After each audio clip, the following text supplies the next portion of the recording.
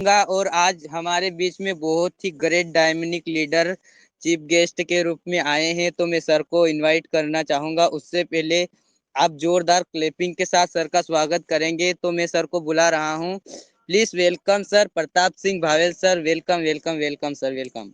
Most welcome sir, most welcome sir, most welcome, most welcome, most welcome sir. आइए sir. Thank you. Most welcome sir. Most welcome sir. Welcome sir, welcome sir, most welcome sir. Thank you, आपका thank you, स्वागत है sir. Thank you. आप आपका सभी स्वागत परिवार है sir. Welcome sir, most welcome. Thank you sir. आज welcome sir, welcome, most welcome sir. बहुत बहुत धन्यवाद सर, बहुत बहुत धन्यवाद।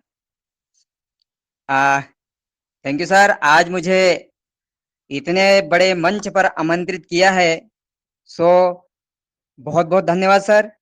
इस मंच पर उपस्थित मेरी upline BS Bhabar sir, Jagdish इसके sir, Indian army Bhim Singh Baghel sir और हमारे महागुरु गिलदार डावर सर, आप सभी के चरणों में मेरा वंदन।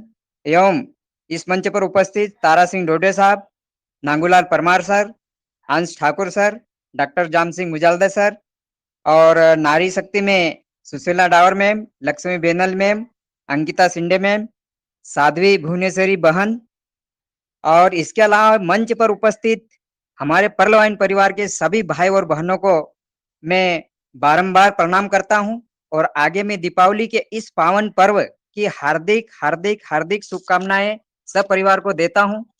और मैं भगवान गणेश जी, रिद्धि सिद्धि, माँ लक्ष्मी जी, सरस्वती जी और माँ भगवती से आराधना करता हूं कि आप सभी के परिवार में सुख और समृद्धि आए और आगे आप सभी के आने वाली आप सभी की आने वाली दीपावली की बात कर रहा हूं कि आने वाली दीपावली सभी परिवार को करोड़पति बनाए, ऐसा मैं माँ भगवती से प्रार्थना करता हूँ, मंगल कामना करता हूँ।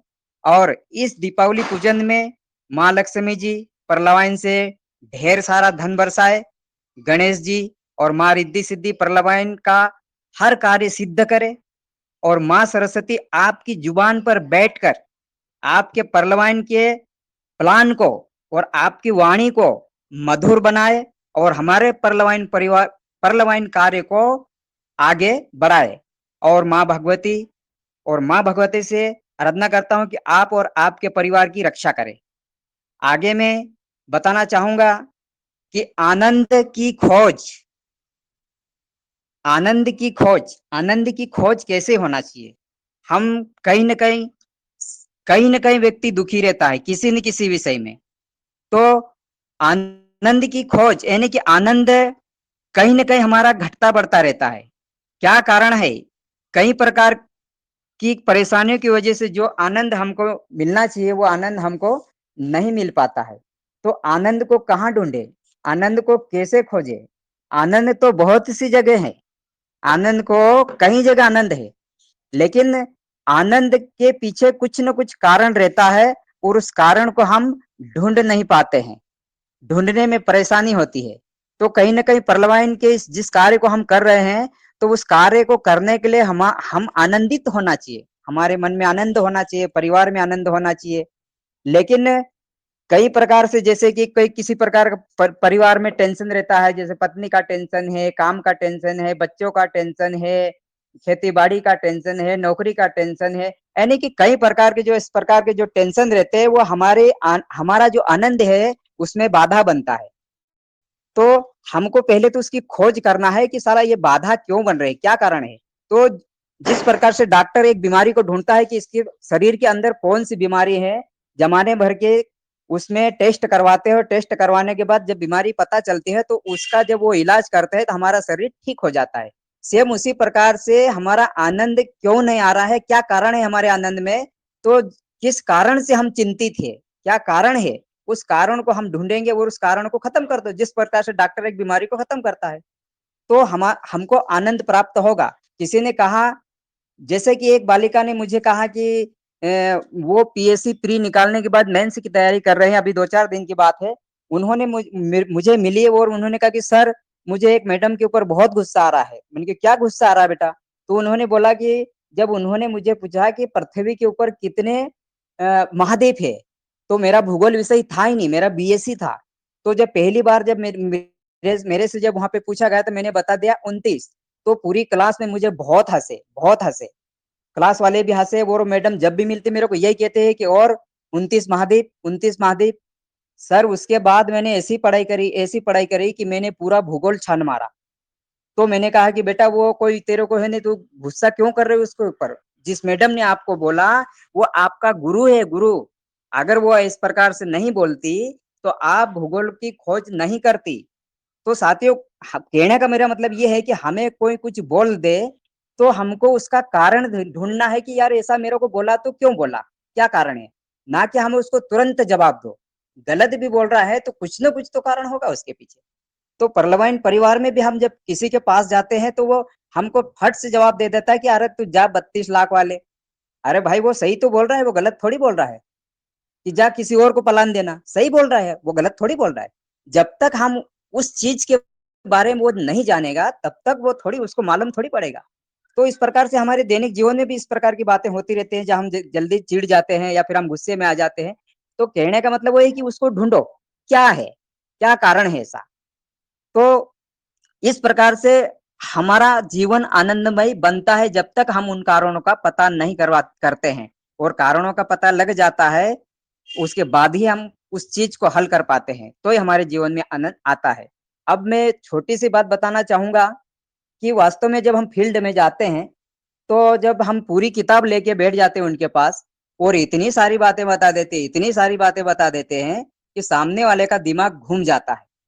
तो हमको कहने का मतलब मेरा ये है कि उसको शॉर्टकट में रास्ता बताओ कि जिस प्रकार से जब एक बच्चा 10 महीने तक पढ़ाई करता है, हर एक पार्ट को पढ़ता है, हर एक किताब को पढ़ता है और लास्ट में केवल और केवल 3 घंटे में उसकी साल भर में एग्जाम हो जाती है।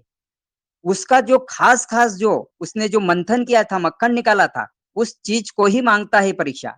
तो हमारे पर्यावरण में कहने का मतलब कि बहुत कुछ है, प्लान में तो बहुत कुछ है। हम पहली बार किसी व्यक्ति को मिलते हैं तो ये सारी चीज़ें ना बताते हुए हम उसको केवल मक्खन और घी निकाल के दे दें, मोटी-मोटी बातें। उसके बाद उसकी समझ में आ जाता है, उसके बाद उसको पूरा प्लान बताना चाहिए। ना कि उसको पूरा का पूरा करोड़पति बनाने का सोचेंगे तो वो वहीं का वहीं उसका दिमाग काम नहीं करता है। जिस प्रकार से गेहूँ हम बीनते हैं, तो गेहूँ बहुत अच्छे हैं, लेकिन फिर भी उसको हमको उसमें से कंकर, पत्थर सारी चीज़ें निकालना पड़ता है, कोई भी चीज़ हो। और जब कंकर, पत्थर निकलने के बाद वो एकदम शुद्ध दिखता है, क्लियर दिखता है। तो उसी प्रकार से जो कुछ चीज़ें ऐसी रहती हैं उनको छाँट लो, अच्छी-अच्छी चीज़ उसके सामने रख दो, बहुत अच्छा लगता है। तो उसी समय उसको लगता है कि यार ये तो बहुत अच्छी चीज़ है यार। तो कुछ छोटी-छोटी बातें इस प्रकार से मौखिक रूप से उनको बताओ पहले तो, ताकि वो हमारी बात को माने और फिर हमारी बात का पालन करे। दूसरी बात, जब हम जाते हैं उनके घर और डायरेक्ट जाने के बाद हम प्लान करते हैं, तो उनकी समझ में कुछ भी नहीं आता है। जिस प्रकार से मैं क्लास में जाता हूँ, क्लास में जाने के बाद बच्चों को पहले तो वहाँ बच्चों के सामने जाकर माहौल बनाना पड़ेगा, बच्चों का हाव-भाव देखना पड़ेगा। वहाँ जाके डायरेक्ट हम किताब उठा के पढ़ाने लग जाते हैं तो कोई बच्चों का घर में दिमाग है, कई बच्चे बातें कर रहे हैं, कोई मामा के घर जाने की सोच रहा है, कोई और सोच रहा है। लेकिन जैसे हम क्लास में जाते हैं, क्लास में जाने के बाद हम बिल्कुल उनको माहौल में लाने के लिए बच्चों से थोड़ा बहुत कोई कहानी, कविता, कुछ चुटकुले इस प्रकार से बातें करेंगे और कुछ भी ऐसे हँसी मज़ाक में बात करेंगे तो बच्चों का माहौल एक टीचर की तरफ रहता है, उसके मुँह की तरफ रहता है और वो सोचते रहते हैं बच्चे कि सर आप क्या बोलने वाले हैं? सर आगे क्या बोलने वाले हैं? तो जब हम प्लान करते हैं तो सामने वाले को भी ऐसा लगना चाहिए, उसको एक पहले जाके उसका पूरा माहौल बना लो, क्या करते हो? कैसे हो? परिवार में कैसे है? बच्चे क्या कर रहे हो? क्या-क्या खेती-बाड़ी में बोया हो? नौकरी कर रहे हो तो किस प्रकार से चल रहा है? अरे आपका तो हमने बहुत कुछ सुना था, आप बहुत अच्छे पढ़ाते हो, बहुत अच्छे खेती करते हो, बहुत अच्छा काम करते हो। हमने बहुत कुछ सुना है आपका, बहुत बढ़िया, आपका परिवार भी बहुत अच्छा है। यानी कि इस प्रकार से उसका एक माहौल तैयार हो जाता है, उसको लगता है कि अरे यार ठीक बात कर रहा है। उसके बाद धीरे से हम पर्यावरण परिवार की धीरे-धीरे बात करेंगे, तो हमारी बात को ज़रूर सुनेगा वो। फिर जैसे-जैसे हम बोलते जाएँगे उसको भी ऐसा लगेगा कि अब सर आगे क्या बोलने वाले हैं? अब आगे क्या बोलने वाले हैं? अब आगे क्या बोलने वाले हैं? इस प्रकार से हमको प्लान करना है और बेकायदा हमारी बात को सुनेगा और बिल्कुल वो हमारे सिस्टम में अगर एक बार वो सुन लेगा हमारी इतनी सी बात, तो उसको रात को नींद नहीं आएगा रोज रोज सोचेगा कि सर कब आएंगे यार, सर ने जो बताए वो क्या है यार, वो तो बहुत अच्छी बातें बता रहे थे यार। यानी कि उनको बिल्कुल उनके मन में चुटपुटी लग जाती है और निश्चित ही वो लोग हमारे इस सिस्टम में आते हैं। तो बताने का मेरा मतलब ये है कि पार्लियामेंट की ताकत थोड़ा सा उनको बताना चाहिए कि देखो भाई, तुम लोग गूगल पे चलाते हो, फोन पे चलाते हो, एसबीआई एनो चलाते हैं, इस प्रकार से आप जो चलाते हैं, ये जो एक सॉफ्टवेयर है, सॉफ्टवेयर के माध्यम से आप काम कर रहे हो, गूगल है, फेसबुक है, सारी चीजें चलाते हो। ये जो सॉफ्टवेयर है केवल और केवल हमको सेवा देता है, सेवा के अलावा हमको फूटी कौड़ी भी नहीं देता है। और गूगल की बात करो, आप फोन पे की बात करो, ये केवल भारत में चलता है, भारत में ही चलता है। ये रुपए हम विदेशों में नहीं भेज सकते हैं। तो ये जो सॉफ्टवेयर हमारा जो पार्लियामेंट नाम का जो सॉफ्टवेयर है, ये केवल 2250 रुपए में डाउनलोड होता है और पूरे विश्व में चलता है। विश्व के विश्व के किसी भी देश में हम यहाँ से जो कमाई हुई जो हमारी डीपी रहती है वो कहीं भी ट्रांसफर करते हैं, कहीं से भी हम इसका लेन देन कर सकते हैं, 1 रुपया भी चार्ज हमारा इसमें नहीं कटता है। लेकिन ये भारतीय मुद्रा वाले जो जो हमारे जो बैंक है, वो तो हमारे 2250 रुपए अगर बैंक में हमारी भारतीय बैंक में जमा करेंगे तो 8-10 साल में ऑटोमेटिक खत्म हो जाएंगे। और अगर हम भारतीय बैंक से लेन देन भी करते हैं तो हमारा चार्ज कटता है, एसएमएस का चार्ज कटता है, स्टेटमेंट का चार्ज कटता है, बार बार राशि निकालने का चार्ज कटता है। लेकिन यहाँ पर केवल और केवल एक बार 2250 रुपए हमारे अकाउंट के लगते हैं, इसके अलावा हम सारी सुविधाएं इससे लेते हैं, 1 रुपया भी नहीं लगता है। तो साथियों, क्यों ना हम इस प्रकार सॉफ्टवेयर ले, दुनिया का एक ऐसा सॉफ्टवेयर है, जो ऐसा सॉफ्टवेयर है जो दुनिया का की पहली बार हमारे यहाँ आया है, दुनिया में कहीं नहीं बना होगा। तो साथियों देखिए, इसमें हमको 2250 रुपए में कुछ देता भी है वो, कुछ नहीं बहुत कुछ देता है, करोड़पति बनने के सपने हमको दिखा रहा है। और जिन लोगों ने आज से 6 साल 7 साल 3 साल 4 साल पहले जिन लोगों ने इसको समझ लिया, जिन लोगों ने इसमें अकाउंट खुलवा ले लो, आज करोड़पति है।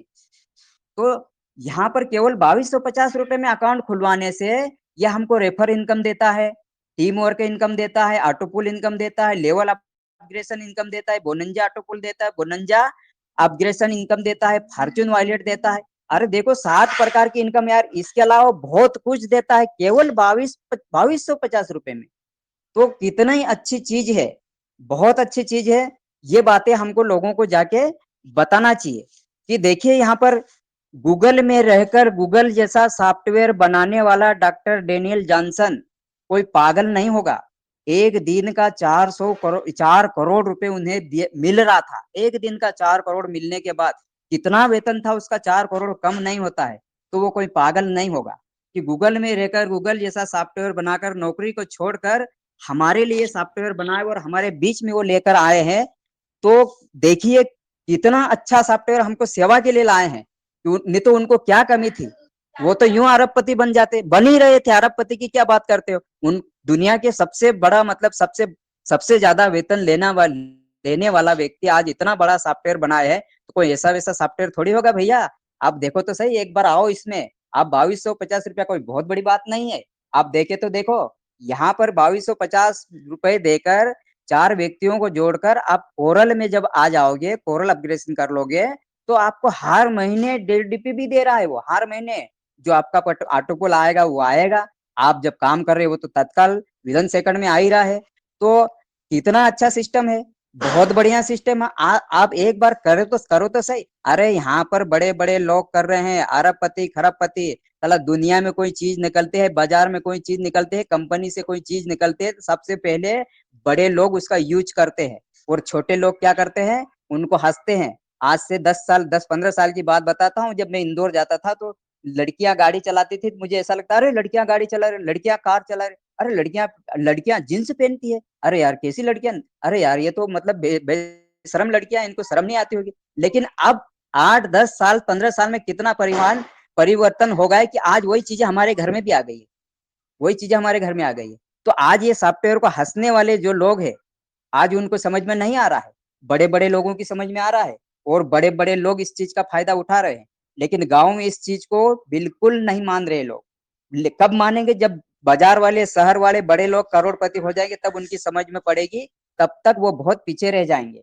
तो ये बातें हमको लोगों को बताना पड़ेगा कि बड़े बड़े लोग फायदा उठा रहे हैं, कोई वकील है, कोई इंजीनियर है, कोई जज है, पुलिस वाले हैं, सारे विभाग के लोग काम कर रहे हैं यार। कोई ऐसी बात तो है नहीं कि एरू गेरू लोग कर रहे हैं। एक व्यक्ति मुझे पूछ रहा था, अरे यार ये तो सिर्फ केवल अपने आदिवासी लोग बाग का काम करते हैं यार, दूसरे लोग तो काम ही नहीं करते, आप ही लोग दिख रहे हैं। मैंने कहा भैया एक बार मीटिंग में आना और मीटिंग में देखना, यहाँ पर पांडे शर्मा जमाने भर के जितने भी लोग हैं ना, अपने कौम है ना, हमें सारे लोग हैं यहाँ पर सिस्टम में। आप एक बार मीटिंग में आके देखना, तब पता चलेगा आपको।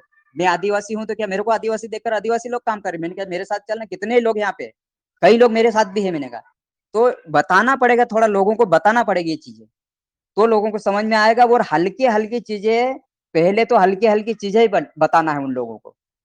तो साथियों, पारस पत्थर है, पारस पत्थर जिस प्रकार से हम पारस पत्थर को टच करने से सोना बन जाता है, तो पहले तो लोहा पारस बनता है, और फिर उस पारस से लोहा ऑटोमेटिक चिपकता जाता है, ऑटोमेटिक चिपकता जाता है लोहा। तो जब हम पारस बनेंगे तो ही तो हमें हमारे पास ये चिपकेंगे लोग। पहले हमको पारस बनना पड़ेगा, हमको सीखना पड़ेगा, इसको लिखना पड़ेगा, इसको इसके ऊपर मंथन करना पड़ेगा। ऐसा नहीं है कि हमने सिर्फ मीटिंग सुन ली है, हमने लिखा भी कुछ नहीं है। ठीक है, मेरी अपलाइन को बुला लूंगा, किसी को बता दिया, बात बात पे वो मेरी अपलाइन आएगी, वो बता देगी, मेरी अपलाइन बता देगी। भैया आपको मेहनत करना पड़ेगा, आप मेहनत करके तो देखिए, कुछ पाना है तो मेहनत करना पड़ेगा। मतलब देखो, देखिए आप, एक चीटी जो ज्वार के 6 टुकड़े कर लो, ज्वार के दाने के 6 टुकड़े, 8 टुकड़े कर लो आप, एक टुकड़े में चीटी का पेट भर जाता है, लेकिन फिर भी वो चीटी दिन भर भटकती है। तो वो जब चीटी दिन भर भटकती है तो हम क्यों नहीं भटक सकते हैं? तो साथियों, कहने का मतलब कि हमको वर्क तो करना ही पड़ेगा, मेहनत तो करना ही पड़ेगा। और जितना आप दौड़ेंगे, जितना आप लोगों से बात करेंगे, उतना आपको अनुभव होगा। और बात बात पे लोग प्रश्न भी करेंगे, जब प्रश्न आपके सामने कर दे और आपने जवाब नहीं दिया, तो फिर लोग आपकी हंसी उड़ाएंगे। इसलिए आपको सीखना पड़ेगा। जरा सा भी प्रश्न आया हमारे मन में तो तत्काल नोट करो, घूमते घूमते प्रश्न आया तो नोट कर लो, काम करते हुए प्रश्न आया तो नोट कर लो। और हमारी अपलाइन को बताओ कि यार इसका क्या होगा, इसका क्या होगा, इस प्रकार से क्या होगा। जब तक हम उन समस्याओं का हल नहीं कर पाएंगे, तब तक लोगों को क्या बताएंगे? तो सीखना तो बहुत कुछ है, सीखना पड़ेगा। अगर नहीं सीखना है तो आप बैठे रहो, जो 8 किस्त आएगी उसमें से एक एक किस्त लेते रहना और बैठे रहना। लेकिन अगर जीवन में करोड़पति बनना है, लखपति बनना है, तो आपको सीखना पड़ेगा और करना पड़ेगा। तो साथियों में मैं बहुत कुछ बोल गया शायद, और आगे मैं मेरा छोटा सा परिचय देना चाहूंगा। मैं प्रताप सिंह भवेल, जिला धार, मध्य प्रदेश से। और आप सभी को बहुत बहुत धन्यवाद, और दीपावली की पुनः हार्दिक हार्दिक शुभकामनाएं। इतना कहकर मैं अपनी वाणी को यहीं पे विराम देता हूं। बहुत बहुत धन्यवाद, सभी साथियों को बहुत बहुत धन्यवाद। Thank you so much. Great, great, sir. Super, great, great. Sir ji. बहुत बहुत Super. धन्यवाद, शुक्रिया, बहुत Great. शानदार। Thank you, thank you. शानदार सर, बहुत ही शानदार। आपकी थैंक यू सो मच, आप हमारे बीच में आए और आपने हमें मोटिवेट